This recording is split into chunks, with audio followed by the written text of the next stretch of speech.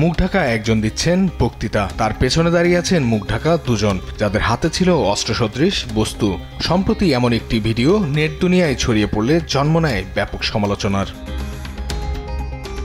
ভিডিওটি ছিল যশোর রামনগর জামিয়া ইসলামিয়া মাদ্রাসার সাংস্কৃতিক অনুষ্ঠানের। মাদ্রাসার প্রতিষ্ঠাতা পরিচালক মুফতি লুৎফর রহমান জানায়, এটি ছিল অন্যায়ের বিরুদ্ধে প্রতিবাদমূলক একটি অনুষ্ঠান। 16 ডিসেম্বর প্রোগ্রাম করার পরে ওই স্টেজটাই ওরা ঠিক রেখে 17 ডিসেম্বর ওই বাৎসরিক একটা আঞ্জুমান মানে সাংস্কৃতিক অনুষ্ঠান করে। তো সেরকম একটা সাংস্কৃতিক অনুষ্ঠান বিনোদনমূলক একটা অনুষ্ঠান করা হয় বাৎসরিক।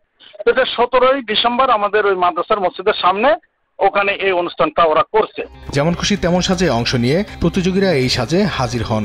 অন্যায়ের বিরুদ্ধে, যারা দেশের বিরুদ্ধে কাজ করে, যারা মানে ইসলামের বিরুদ্ধে কাজ করে, এগুলো নিয়ে তারা অন্যায়ের বিরুদ্ধে কিভাবে মানুষকে প্রতিহত করতে হবে, তো সেইটা বক্তব্য দিতে যে ওরা ওখানে ওই শোলা আছে যে আমাদের সিলিং এর ভিতরে কিছু শোলা ফিট করা আছে, ওইগুলো নিয়ে ছাত্ররা নিজেরা ওই কষ্টের পেঁচাইয়ে ওইটা ওরকম অস্ত্রের সাদৃশ্য করে ওরা একটা প্রদর্শনী করছে, যে যাতে মানে অন্যায়ের বিরুদ্ধে কিভাবে রুখে দাঁড়াতে হবে সেই জিনিসটা যাতে ছাত্ররা শিক্ষা পায়।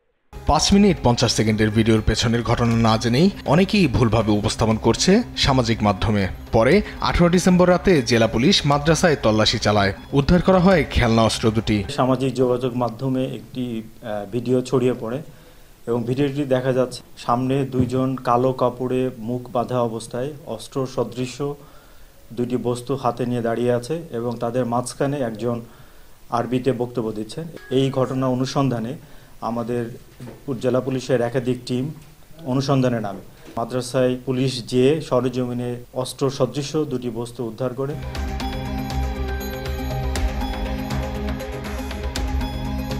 জানা যায়, গেল 17 ডিসেম্বর জামিয়া ইসলামিয়া মাদ্রাসা ক্রীড়া প্রতিযোগিতা ও পুরস্কার বিতরণী অনুষ্ঠান ছিল। তাতে ছাত্ররা যেমন খুশি তেমন সাজে অংশ হিসাবে এই ব্যতিক্রমী সাজে প্রতিবাদ জানায়।